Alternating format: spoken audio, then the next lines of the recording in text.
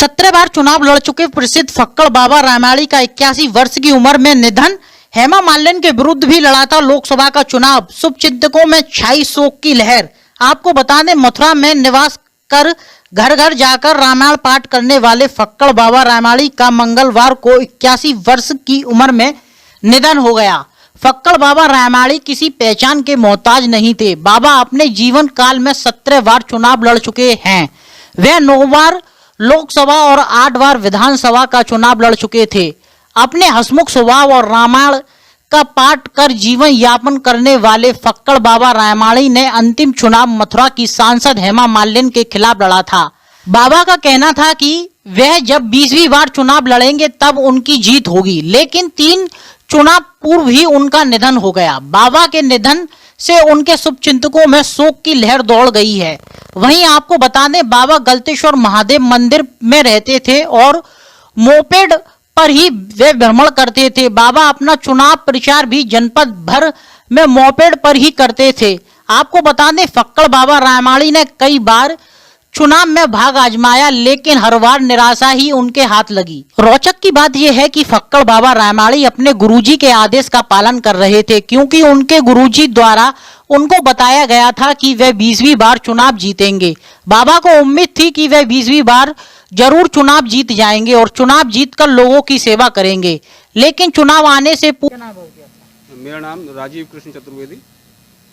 बताइए राजीव जी, कौन से बाबा थे? हमारे ब्रज के प्रख्यात रामायणी संत बाबा फक्कड़ रामायणी, जिनकी आयु लगभग 80 वर्ष थी और जो मथुरा पूरे जिले भर में अपनी रामायण, भांग और जो उनकी चुनाव लड़ने की जो एक प्रबल इच्छा थी, जो उनके गुरु ने उनके आशीर्वाद दिया था कि आप 20वां चुनाव लड़ेंगे, इस लक्ष्य को लेते हुए वह लगभग 17 लोकसभा और विधानसभा चुनाव लड़ चुके थे और 20वें की तैयारी वो कर रहे थे कि वो 20वें निश्चित ही विजयी होंगे। बट भगवान ने आज उन्हें अपने स्थान में बुला लिया है। क्या माना, बाबा का सपना बाबा के साथ चला गया? नहीं, बाबा का सपना बाबा के साथ चला नहीं गया। वो बाबा कहते थे कि ये मेरा सपना ट्रांसफ़र हो जाएगा, मैं अपने किसी चेले को ट्रांसफ़र कर दूंगा, वो ये चुनाव लड़ेगा। क्योंकि अखिल भारतीय राम राज्य परिषद के जो संस्थापक अध्यक्ष थे स्वामी श्री करपात्री जी महाराज, उन्होंने ही बाबा फक्कड़ रामायणी को मथुरा से चुनाव लड़ने के लिए प्रेरित किया था। और बाबा देवरा बाबा 2 लोग थे उनके गुरु, जिनकी प्रेरणा से वो चुनाव ब्रज में लड़ने लगे थे और अब तक 17 चुनाव लड़ चुके। तो माना यार 20वां चुनाव बाबा के भक्त जीतेंगे? हाँ, 20वां चुनाव बाबा के भक्त ही जीतेंगे निश्चित रूप से। क्या बाबा अस्वस्थ चल रहे थे क्या? हाँ, बाबा को लॉकडाउन के दौरान में सही इलाज नहीं मिल पाया, वो अस्वस्थ चल रहे थे। उनके शरीर में कांच लग गया था, तो उसकी वजह से इन्फेक्शन फैल गया और उनको सही इलाज ना मिल पाने के कारण उन्होंने देह त्याग दी। क्या नाम है आपका? बीना सक्सेना। मीना जी, बताए कौन बाबा थे ये आपके आज इनका स्वर्गवास हुआ? ये फक्कड़ बाबा थे, गलतेश्वर की सेवा करा करते थे और रामायण में पूरा इनको संपूर्ण ज्ञान था और अखंड रामायण अच्छी तरह से करते थे। अपने भक्तों को चौपाइयों से और उससे बैठकर अपना उनको बहुत समझाया करते थे। फक्कड़ बाबा का आज स्वर्गवास हो गया है। और क्या सपना था बाबा का? बाबा का विधायक बनने का बहुत सपना था, कई बार इलेक्शन में खड़े भी हुए थे। बाबा का सपना पूरा नहीं हुआ। आज बाबा का देहांत हो गया और पधार गए प्रभु के पास।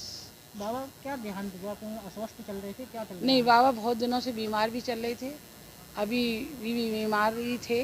उठना बैठना भी उनका कम हो गया था। मंदिर वाले बच्चे बहुत उनकी सेवा करा करते थे, जिसमें विष्णु है, नाम बता दूं लड़कों के, महेश है, लाला है, नंदो है और नौरतन है। ये सब बच्चे उनकी बहुत सेवा करते थे। उनके सब घर से भी उन्हीं का खाना पीना सब प्रबंध उन्हीं के घर से था। बाबा कहाँ के रहने वाले हैं बताया? बाबा कानपुर के पास कोई छोटा सा कोई गांव बताया करते थे अपना, वहाँ के थे। और बाबा बीच में गांव भी गए थे अभी थोड़े दिन पहले और 2-1 महीने रह के भी आए थे। बाबा का मन नहीं लगा, फिर भी अपनी बीमारी व्यवस्था में अपने गलतेश्वर पे ही आकर उन्होंने निवास करा। निवास करते करते बाबा का स्वास्थ्य गिरता गया। बच्चे नीचे से गोदी में लाते थे और ऊपर लाके कुर्सी पे बैठालते थे। फिर बाबा 2-3 घंटे बैठते थे, फिर बाबा को कुर्सी पे ही बैठाल कर बच्चे नीचे ले जाते थे उनके कमरे में।